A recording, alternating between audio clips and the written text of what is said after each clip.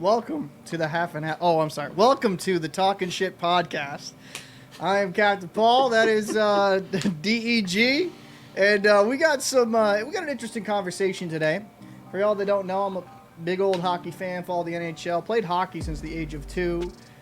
Evil's been a Rangers fan here for a bit, and kind of I don't know if you want to call it an issue, but let's just call it what it is. 95 to 93% of the NHL is a predominantly white sport. Their fan base is predominantly white. It's actually has a more white fan base than NASCAR when you look at the statistics.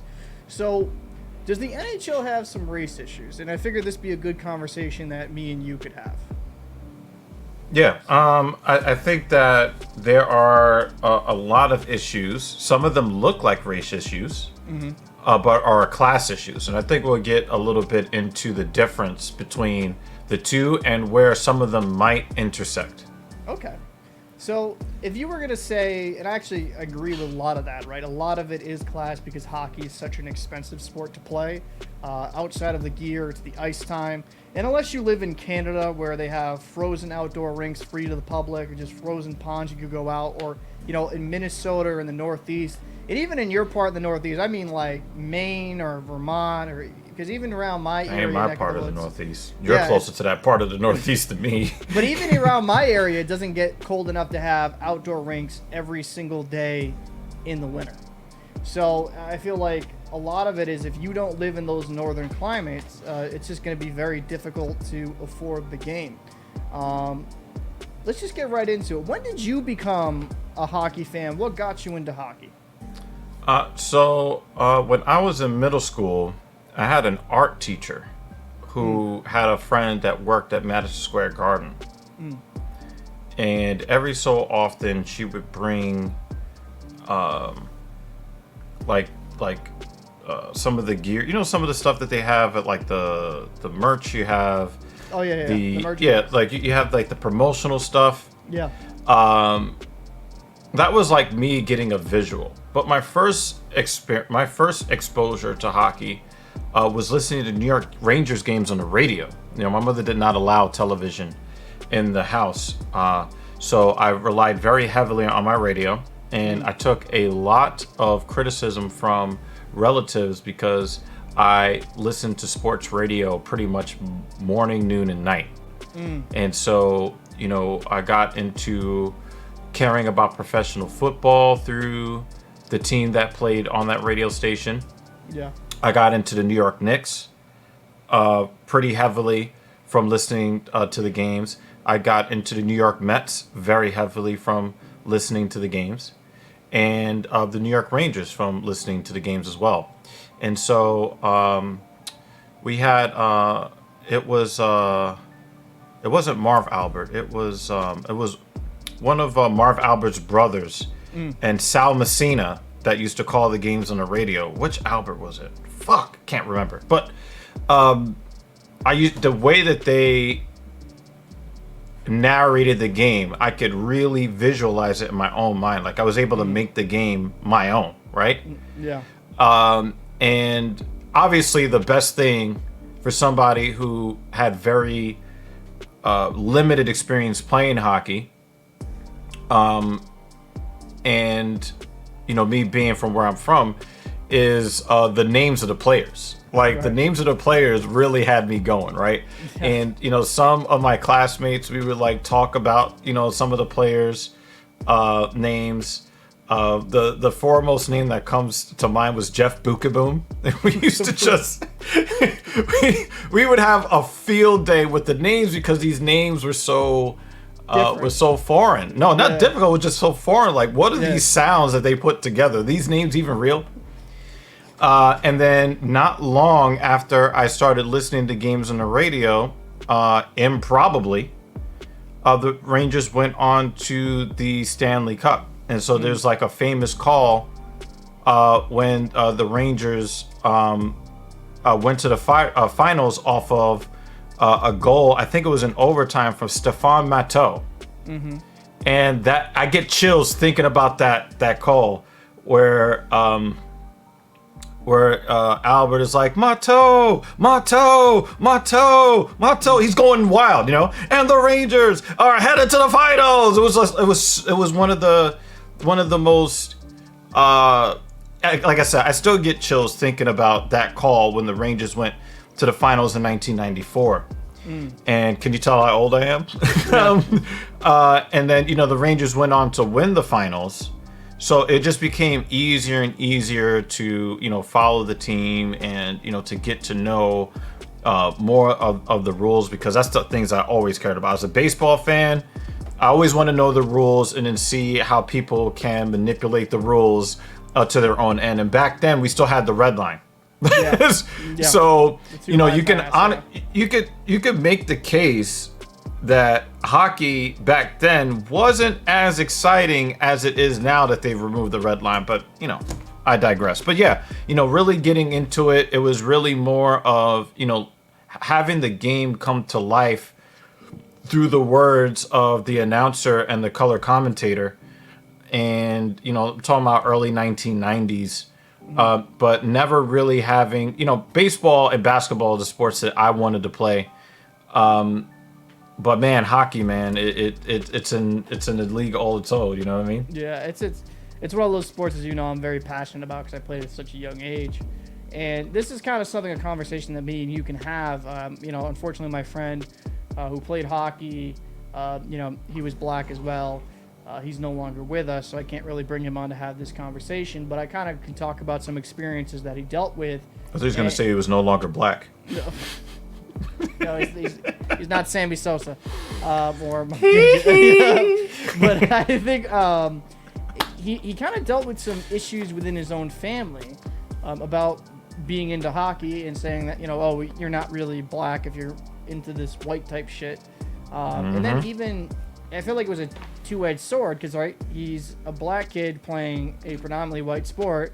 His family's giving him shit, and then he's even getting shit from other people on the ice that would cross the line and say some pretty disgusting statements. I'm not going to sugarcoat it. Did you kind of have to deal with any of that being a fan of a sport that was considered predominantly white, or was that something that didn't really kind of affect you in that manner? No, of course it did. You know, being a baseball fan, I took heat for being a baseball fan, right? Really? And I live in New York City in the same city as the most successful sports franchise in the history of team sports in the world, right? Yeah.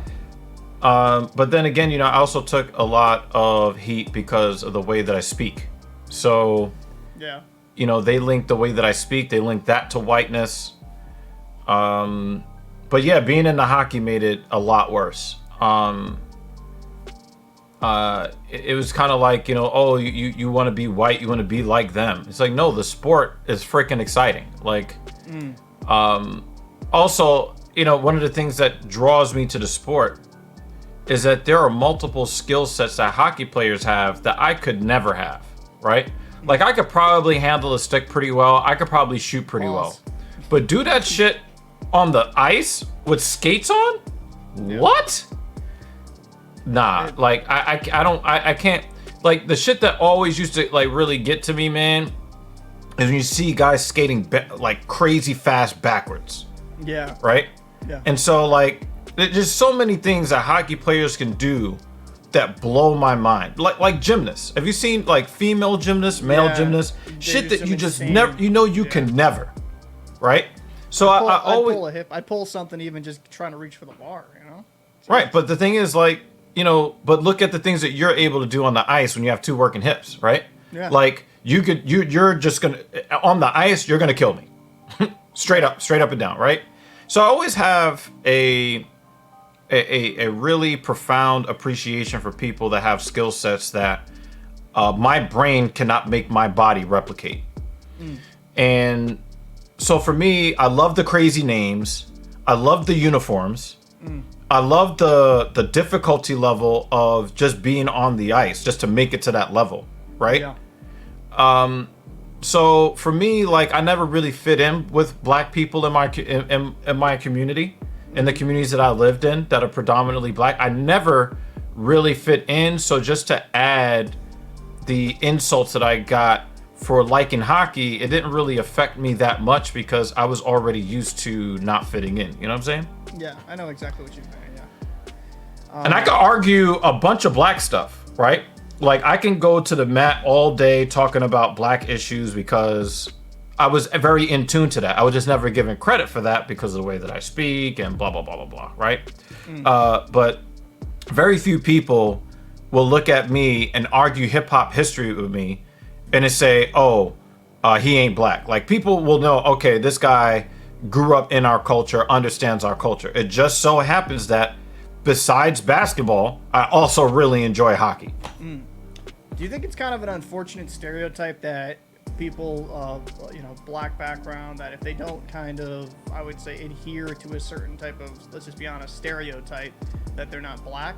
And you did some of the racial component ever kind of make you shy away from hockey in any type or form, or did you just not give a shit?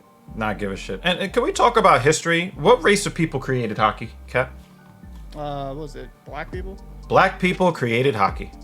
So, like, when I hear the garbage, Cap, I just don't, I don't care. Like, again, you're talking to a guy who's never fit in.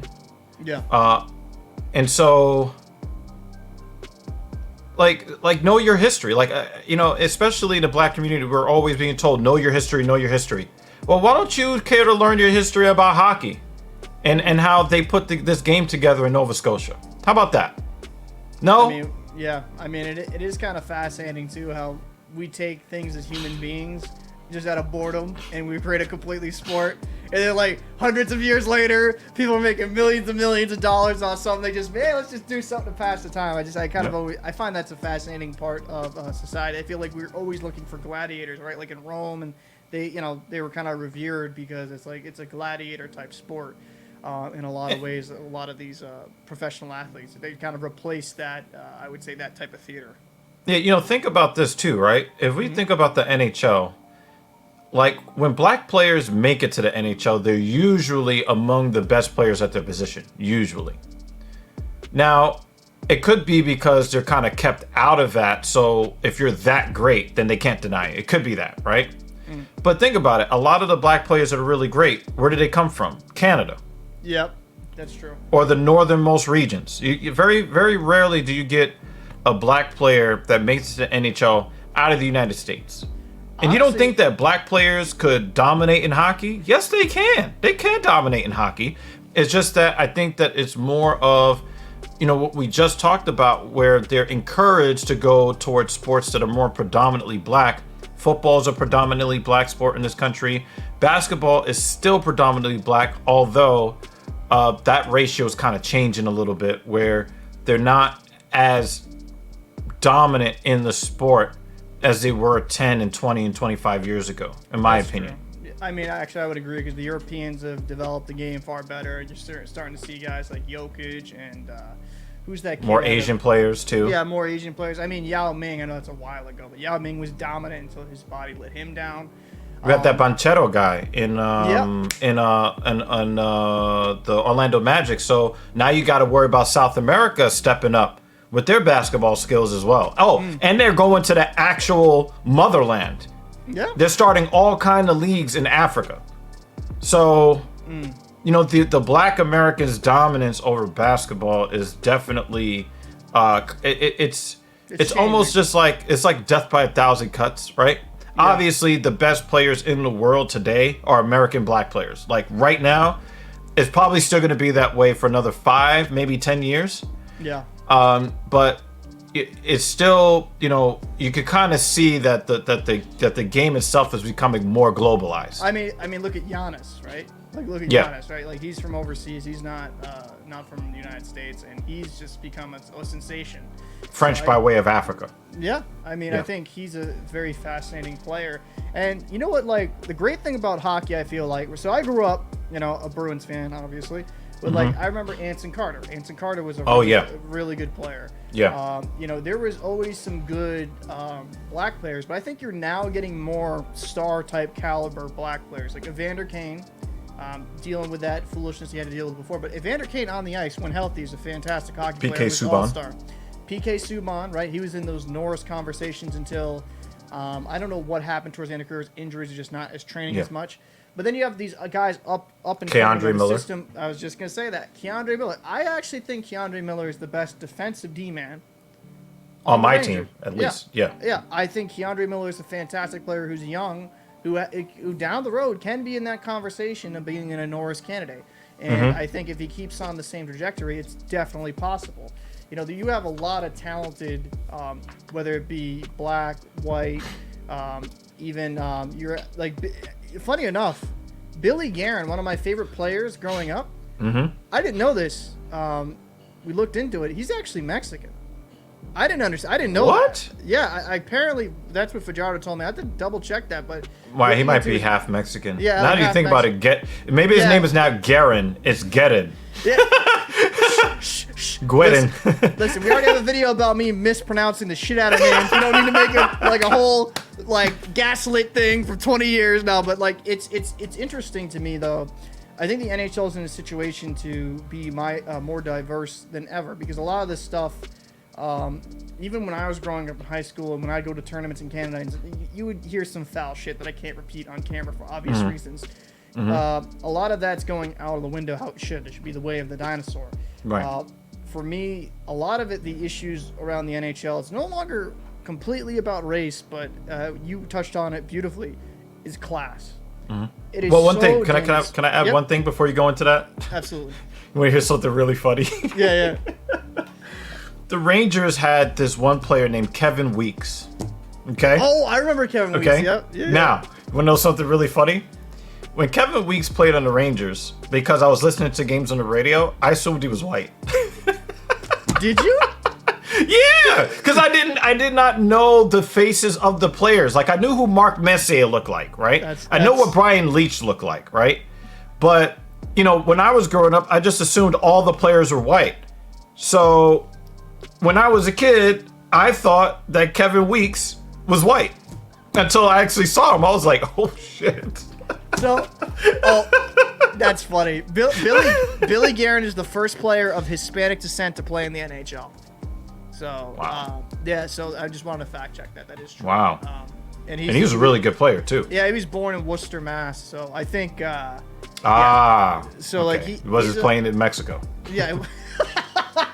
No, but I think when it kind of comes down to it, though, is Kevin Weeks, too. That's a good player. He was actually looked at one point as the future in net for I think it was the Carolina and then the Rangers, but then it never really kind of came to fruition. He was always he stayed a backup for most of his career, right? Yeah, he was a steady backup, but he just never could kind of get to that next level. But now he's the NHL insider guy, which is good for him though. I have to say that for me as a person, I respect the hustle he's put into being an analyst. I always thought he was fantastic being an analyst. He was always fair, very knowledgeable of the game. And him being an insider, I think is so great. And I'm not going to name names, but there's some certain insiders that are just kind of jerks, and So I'm kind of glad he's taken some people's spot, in my personal opinion. Right. But I don't want to be a hatred person, but that's just the honest truth. Now, looking into the class situation with the NHL and just hockey in general and being so expensive, I know I don't want to talk about too much of your personal business, but let's just say in a world that you wanted kids, would you want your kid to pursue hockey, or do you think it's just too much of an expensive sport? You wouldn't want them to be in.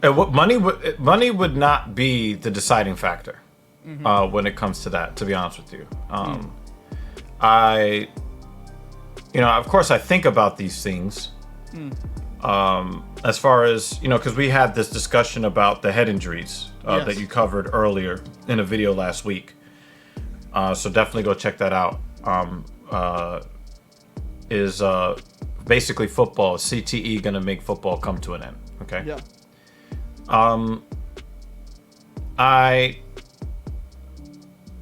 I'm kind of caught between two eras of the game. Remember that there were a couple of hits that that number 8 put on some guys. No, number 8 on the Rangers. Number 8. Okay. Sorry. Defenseman, captain. Trouba. Yes, Jacob Trouba. Thank you. Yeah. Jacob Trouba put some hits on some big name players. in open ice, complete just demolishment. Destroyed Kadri. Yeah. Kadri going across. I mean, you want to talk about a guy that's not white, right? Yo. Kadri. I think he hit him so hard he turned him white. I'm done.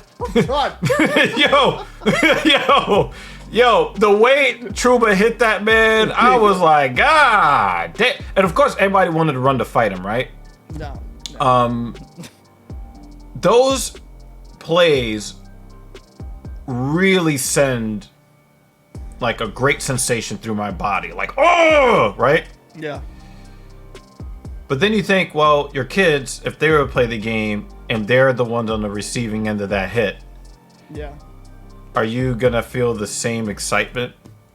Right? Are they going to feel great taking that hit? Regardless of whether they tried to carry the puck between two defenders and instead of going to the outside or cutting deep into the inside, they ran right into the defenseman, right? Yeah. You're not going to be thinking so much about whether the hit was clean or not. You're going to be thinking about the health of your child, right? True. So there's a lot of us that love the game the way it is, but then we also have to understand the ramifications of kids taking blunt force trauma to the head over and over and over and over again. True. I think is a very difficult thing for me to just come right out and say, I'm going to let my kids play hockey. I'm not going to let my kids play hockey. Right. But my instincts say yes. Now, football, no. Yeah. Just no. Because the whole game is just running into another person. I You know how I feel about, what happens if the kid were to get to the top of that profession. They're going into a league that I don't think supports people that will look like my kid. Even though 80% of the employees in that league are people that look like me, I'm of the belief that the league doesn't support the people that look like me. So I'm not sure that I would really want my kid to go in that direction. But hockey, if I had a kid that could play hockey, I'd have a kid that works really hard, who has a lot of discipline, has a lot of skill, that can work with his hands and his feet. He's going to get a lot of toughness. He's going to have a lesser chance of taking head injuries, right. especially with the way that the game is played now. Yeah, it's completely different from when back in the 90s and 80s. So, I don't want to get like too sappy on you, Cap. Kind of makes me emotional when I think about it. But if I had a kid that had your work effort, your work ethic, and your morals, I would have one as a parent. Yeah. And I see you as a hockey player, and I see a lot of hockey players. Not every hockey player has, great ethics, but a lot of guys that I see are pretty good people and work really hard, and they stick up for their teammates, and they look out for people other than themselves. That is something that those are traits that I would want my kid to emulate. I appreciate that. I think when it kind of comes down to it, hockey is kind of like a brotherhood in a lot of ways. So you have people from various different backgrounds, and just I was fortunate where I had a lot of different teammates from different places. I mean, I actually had one teammate that was legitimately from the UK at one point. He moved over for a couple of years, played on our travel team. But it's just, I think, I get what you're saying too, because with the CTE stuff now that we're more knowledgeable than ever, right? Some of those random self-forever sleeps, which we have to call it that way on YouTube for obvious reasons, now kind of make more sense. Because it's like, why was that person that you feel they had their whole life, but when you have constant impact after impact after impact, their personality changes, their mental state changes, and it's just, it's damaging. Now, for me, I'll say this, I would definitely encourage my kids to play hockey. I know with what we did is, and this, we're obviously, when I was a kid, it wasn't as knowledgeable, but like in our travel teams, you weren't able to hit at a certain age. I think now they're even changing that even longer. The game's changed a lot. The crazy over-the-top hits are kind of going the way of the dinosaur. It's more about a finesse and a style. The enforcers are going away. Yep, the enforcer's going the way. You have to skate. You have to have talent. All lines 1 through 4, but you can still be big and physical. The Vegas Golden Knights, when they won a Stanley Cup championship, they were a big physical team, but they kept it within the lines, and they all had skill. All 23 players on that roster. You know what's really funny, Cap? What's that? When we're talking about enforcers in hockey, Who's the last of their kind? Ryan Reeves. Exactly. Ryan Reeves. Exactly. My man, but he's a good skater, and he's got other good aspects of his game. Another black player that everybody, and the thing is, if you ask any teammate Ryan Reeves has ever had, they will never say a bad word about him. I'm mad that the Rangers had to get rid of him for salary cap reasons. Ryan Reeves has a phenomenal reputation as a teammate. Like a phenomenal. Like I could see Ryan Reeves getting into broadcasting. That's how well liked he is. Kind of like Bissonnette with the Spit and Chicklets, and that's one of the most popular, and it's actually the most popular NHL podcast in the world. Ryan Reeves has a great personality. Sure, it's not the locker room. Oh, I wish someday we'll get there. But I think check it out, y'all. The locker room. The link will be in the description below. But I think when it kind of comes down to it is like for me, as someone that's coached youth hockey, I actually just recertified at USA Hockey. I want to get back into coaching youth. I think there's still a lot of great things that kids can learn, like you said, discipline, hard working, just overcoming adversity, right? Because there's going to be times in your life where things aren't going your way. Maybe there's someone else outperforming you. You either can, one, give up, or two, work harder and try to take their spot. I know for me, there's a lot of great life lessons I learned from the sport of hockey, but the contact aspect of it, a lot of that stuff they're already trying to get rid of out of the game. I know they got rid of in juniors, and the juniors is like from age 16 to 18 and sometimes 19. In the QMJHL, which is in Quebec, junior league, the premier where NHL players get drafted, or players get drafted into the NHL, they got rid of fighting altogether. And that's what they're trying to do. They're trying to get rid of fighting. Now, some people like that, some people don't like that. And you could say some of the physical hits that we see now can be a little bit dangerous, like that hit on Trouba on Kadri. The Kadri was probably seeing stars. I think if we can have a mixture of a little. I mean, it was shoulder in the numbers though. Yeah, it was. So it's not like you got hit in the head. You know what I mean? No, it was like shoulder to chest. And he got rocked. Yeah. And he got taken off his skates, which is why I think that his teammates really took exception to that, was the fact that he got leveled. But it wasn't like, we've seen some guys, get hit along the side of the boards while they are working for the puck along the boards, and then some dude will just come out of nowhere and put their hips into their head against the side of the board. That's got to go, right? Yeah. But I will say this. It's really interesting that you would say that, Cap, because I don't really like it when my sports get changed. When I did watch professional football prior to 2017, I was kind of losing my love for that professional football league and the sport, even before the racial tensions, because they made it where the record books are bastardized, where you cannot touch you can't touch the quarterback at all. So you want to say, oh, this guy threw for 4,500 yards, 5,000 yards. Well, you're going to be able to do that if nobody's allowed to touch you. So now we're going to say that the guys that were great 20 years ago, we're going to compare numbers now and say, well, this player was greater than that player, but that guy actually had to face some physical consequences for not getting rid of the ball in time.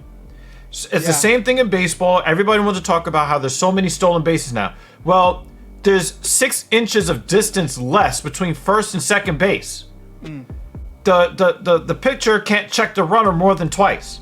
You're basically giving away free stolen bases and then celebrating the stolen bases. It's a bastardized thing, right? Yeah. So when I look at hockey today, and I'm thinking, well, if you take hits out of the game and you take fighting out of the game, is it the same game? But I noticed, Cap, that I am not happy to see fights when I see them. Now, the hits, I want to see hits. Right. But for me, as much as I know that fighting is part of the culture and it is a way to bring casual non-fans into the NHL, I realize I don't really like seeing fights on the ice. I just don't. I mean, I'd be sitting here lying if I don't enjoy a good scrap. It's a lot of fun. It's a part of the culture, but I think it's going to go out. I think eventually they're going to outlaw fighting. I think it's going to be more of a grandfather rule at some point where, hey, if you're a certain age, you can't really get into the fight. They'll probably just have to ban it altogether, right? To me, but no hits? I'm not comfortable with that. Hitting will still be in the game. I think the game's completely changed from they got rid of the red line.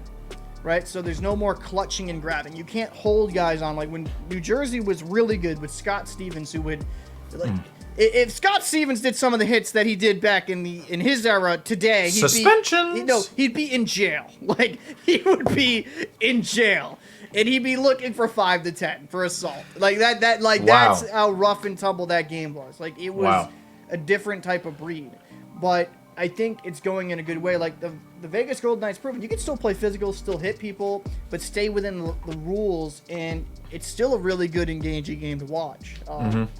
But you know, kind of going a little bit more back to the initial conversation, I think if hockey is going to grow its fan base and it's going to keep evolving, they're going to have to make some of this equipment cheaper. They're going to have some program be cheaper. If they want to grow the game, the prices have to come down because it's ridiculous. Can I make a comparison? Because there's another sport that they say they keep black people out of, but it's really a money issue. NASCAR racing, any kind of car, any car racing, right? What's more expensive, hockey or auto racing? Auto racing by a lot, mile, right? Yeah. So what if, Cap, we take a piece of the car racing, you know, the go-kart racing, you know, because you know how they go up, you know, they kind of scale up. Why not, if you are, you know, a person that really loves hockey and wants to see everybody play it, why not sponsor? Why not just sponsor, right? Because it's good, especially if you're talking about bringing hockey to black children, because I'm assuming, again, this is the conversation we're having today. If you want to have poor white kids and middle class to poor working class black kids to be able to have more access to the sport, because I think that this game also needs more American stars, white or black. Absolutely. Right? And I think that the biggest stars have been European for way too long for a league that is based in North America. Yeah, European or Canadian, yeah. Right. So, well, I don't mind if you have Canadian stars, right? Because, you know, it's North America, right? But the thing is, I think in order for the sport to really grow, you need to have marketable American players.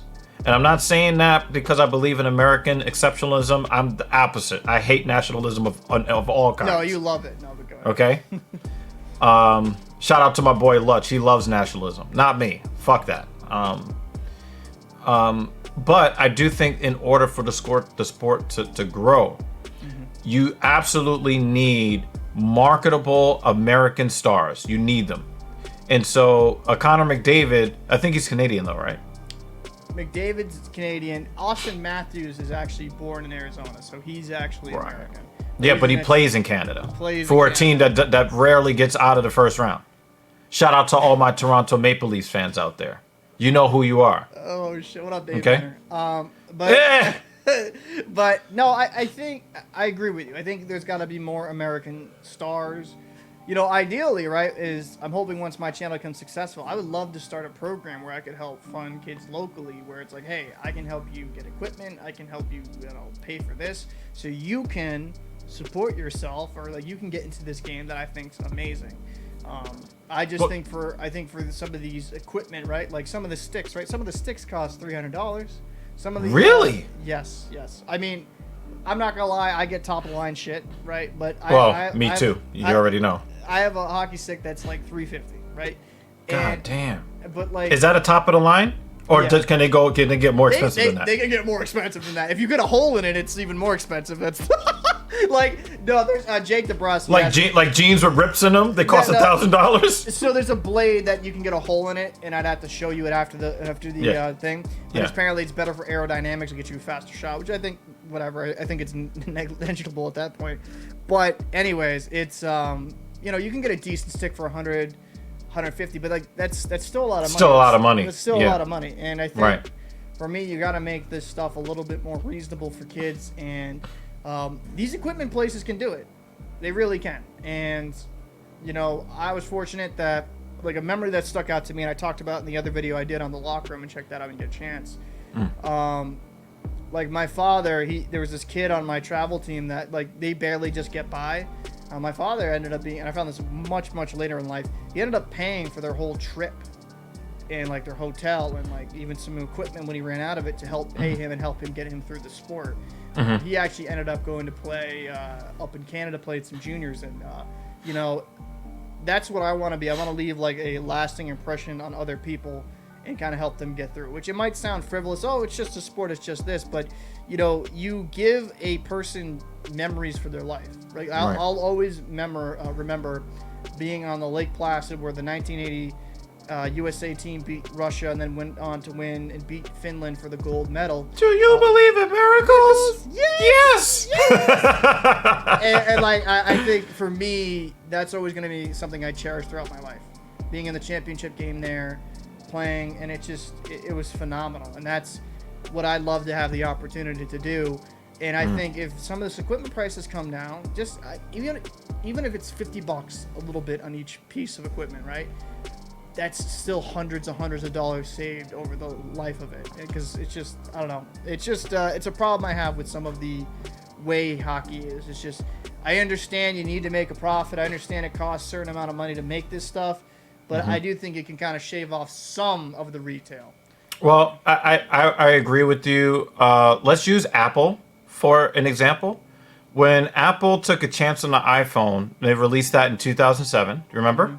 I do. The phones were really, really expensive for the time, and they were only available on one network because they were the only ones that wanted to take a chance on it. That would be AT&T Wireless. I remember that. You had to have pristine credit to even be able.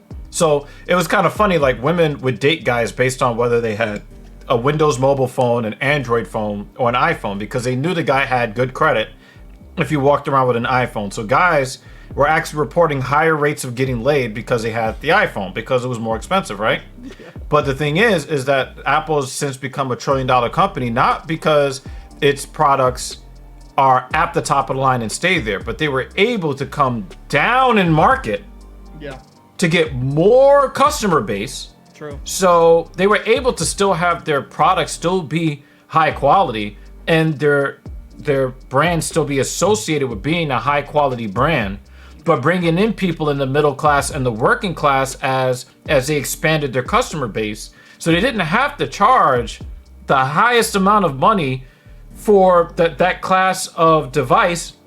Now they have subsidy programs, you know, with their mobile and all of that. They have lower cost devices, and even their top of the line devices, when you factor in the features that they have, are cheaper than they were in 2007. So the hockey equipment manufacturers, CCM being the foremost among them, they were able to say, you know what, we're going to bring hockey to the masses. We're going to create a high quality product or line of products, but maybe we don't do a lot of the extra stuff that costs more money. Then you can get a wider customer base. You can still turn a hefty profit. But Cap, you've only talked about half of the problem, because the equipment really is half of the problem. Yeah. The other half of the problem is a facilities problem. Yeah, that's true. Okay, like how are you going to be able to get indoor facilities that can keep ice in good enough condition where the athletes will not get injured trying to skate on them? True. Keeping the ice cold. Zamboni machines cost how much per? Oh, Jesus, I don't even know. Like, you can get an older used one, but quite a bit of money, actually. Right? Those are complicated machines for something that does something very uncomplicated, which is smooth over the ice. Right? That's another thing, man. I mean, they want to create more hockey rinks in hot environments in the South. Some of the best black athletes in the United States are below the Mason-Dixon line. Okay? Yeah. The Alabamas, the Floridas, the Georgias, the Arkansas, the Texases. Okay? Some of the best raw athletes, if you want to talk about just from a racial standpoint, they're eating cornbread in the South and collard greens. Could you imagine if that running back turned into a left winger? Oh my God.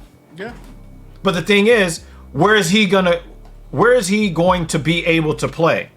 in places that, when kids have the most free time, which is in the summertime, how are you going to get the facilities necessary to have these kids be able to hone their skills when they have the most free time in the summer? That's true. I mean, and Zambonis cost from anywhere from $10,000 to $260,000, depending on what you get, one model, and how old. And that's just to make sure that the ice is smooth and level. We're not talking about what you need to put the ice together, to put the rink together, the air temperature that it needs to be in there to maintain it. Yeah, no, it's exactly it's a cost thing that I don't think this sport will ever come.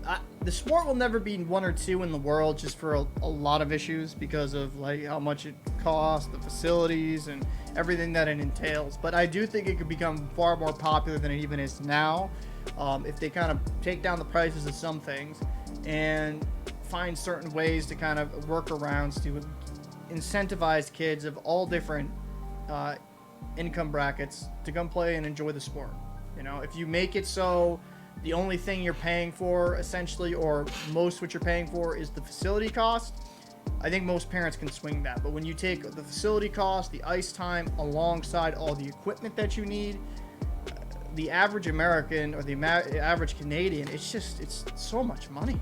Right. It's really funny. You mentioned the fact that hockey will never become the first or second most popular sport in the world, and it hit me. I was like, well, what is the number one sport?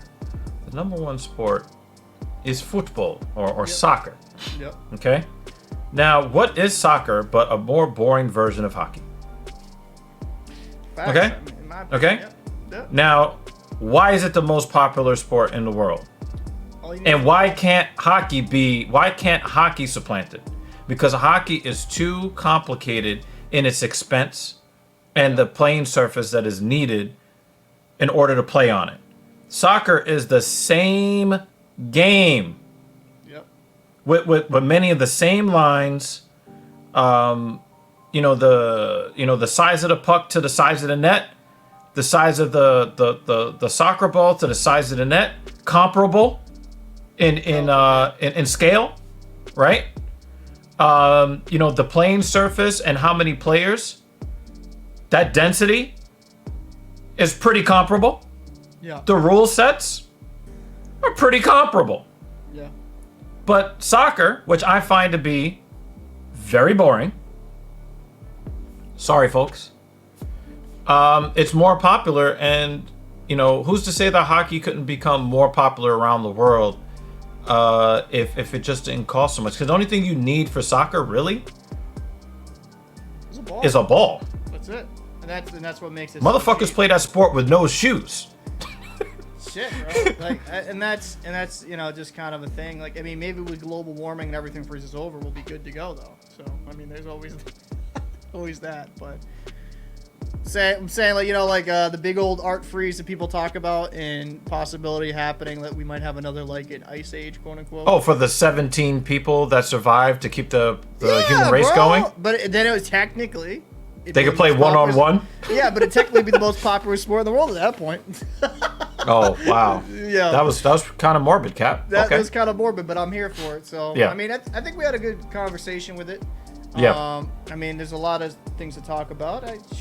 Down below in the comment section, what do you think of the sport of hockey? Are you into it? Are you a fan? And if you're not a fan, what is kind of keeping you not to become a fan of the sport? Anything else you want to add there, DEG? Yeah, and my question for you guys in the comments section, are there any other factors that maybe class or race related when it comes to hockey that we did not cover here on the channel?